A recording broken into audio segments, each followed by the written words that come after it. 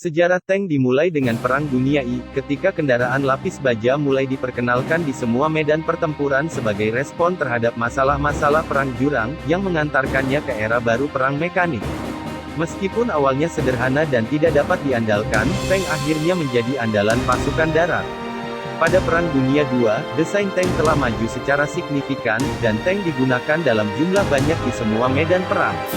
Perang Dingin mulai munculnya tank doktrin modern dan munculnya tujuan umum tank tempur utama.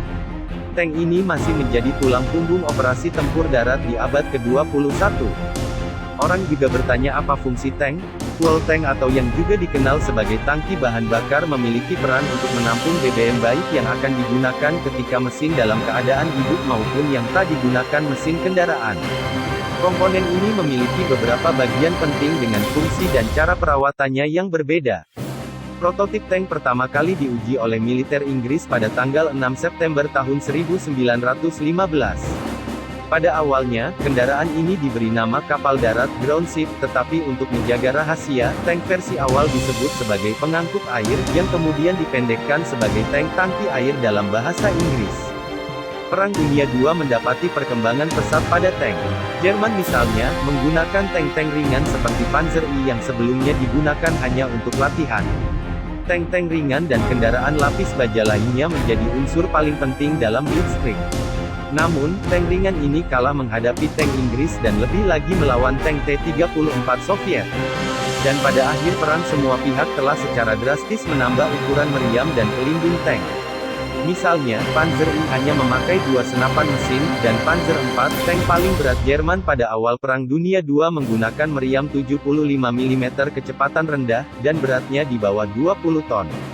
Pada akhir perang, tank sedang standar Jerman, Panther, menggunakan meriam 75 mm kecepatan tinggi, dan beratnya 45 ton. Pada masa ini hampir semua tank sudah dilengkapi radio untuk mempermudah pengarahan dan komunikasi. Badan tank juga sudah dimodifikasi untuk dipakai untuk peran-peran lain, seperti penghancuran ranjau dan peran insinyur tempur. Semua negara utama peserta perang telah mengembangkan meriam swagerak artileri, tank penghancur, dan meriam serbu. Meriam serbu Jerman dan Soviet, lebih murah dan ringan dari tank, menggunakan meriam-meriam yang paling berat. Sementara penghancur tank milik Amerika Serikat dan Inggris sudah sulit dibedakan dari tank biasa. Meriam berputar, yang sebelumnya tidak tersedia pada semua tank, dianggap sebagai hal yang sangat penting. Meriam ini harus bisa digunakan melawan tank lain, jadi diusahakan sebesar dan sekuat mungkin, berarti tank cukup memiliki satu meriam yang harus sangat kuat. Akibatnya, desain tank dengan banyak meriam, seperti T-35 Soviet, ditinggalkan. Setelah Perang Dunia II dan memasuki Perang Dingin, negara-negara maju dan adikuasa mengambil pelajaran dari Jerman dalam penggunaan kekuatan tank. Ditambah dengan ancaman perang nuklir dan kimia yang membuat tank dilengkapi perlengkapan perang nuklir dan kimia. Kemajuan dalam teknologi meriam dan amunisinya membuat tank semakin ditakuti, dan masing-masing negara berlomba-lomba untuk menyempurnakan teknologinya. Namun justru ancaman terbesar tank saat ini adalah pasukan infanteri yang dilengkapi dengan persenjataan ringan yang memiliki daya hancur yang dahsyat dengan mengembangkan bazooka anti-tank yang juga hasil pengembangan dari bazooka Jerman pada Perang Dunia II. Ditambah dengan berkembangnya kemampuan angkatan udara dengan helikopter tempur yang memiliki kemampuan anti-tank. Tank pada umumnya memakai mesin diesel, karena diesel tidak mudah terbakar walaupun terkena panas yang sangat tinggi. Pada beberapa rancangan, seperti pada tank Merkava Israel, tangki bahan bakar diesel diletakkan mengitari kru, dan secara efektif menjadi lapisan pelindung kedua.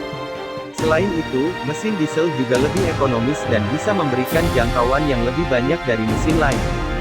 Kelemahannya adalah mesin diesel sulit untuk dinyalakan dan terasa kurang bertenaga. Selain itu, asap tebal yang dihasilkan juga menyulitkan untuk menyerang secara diam-diam. Penggunaan mesin bensin memiliki kelemahan yang bertolak belakang dengan mesin diesel. Bensin sangat mudah terbakar, mengharuskan tangkinya diletakkan jauh dari kru. Selain itu, jarak jangkaunya lebih kecil. Mesin turbin juga populer pada tank-tank terbaru.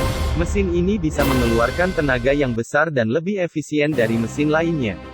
Kelemahannya adalah, pada kecepatan paling rendah pun mesin ini tetap mengonsumsi bahan bakar seperti biasa, yang jauh lebih banyak daripada mesin lain pada kecepatan rendah.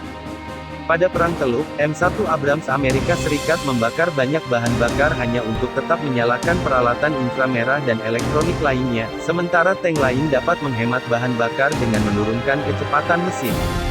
Pergerakan sebuah tank tempur utama dirancang untuk memiliki mobilitas tinggi dan dapat melewati segala macam medan. Tank menggunakan 2 atau 4 tapak rantai untuk bergerak. Rantai ini digerakkan oleh sebuah roda besar di tiap tapaknya yang menyalurkan tenaga dari mesin.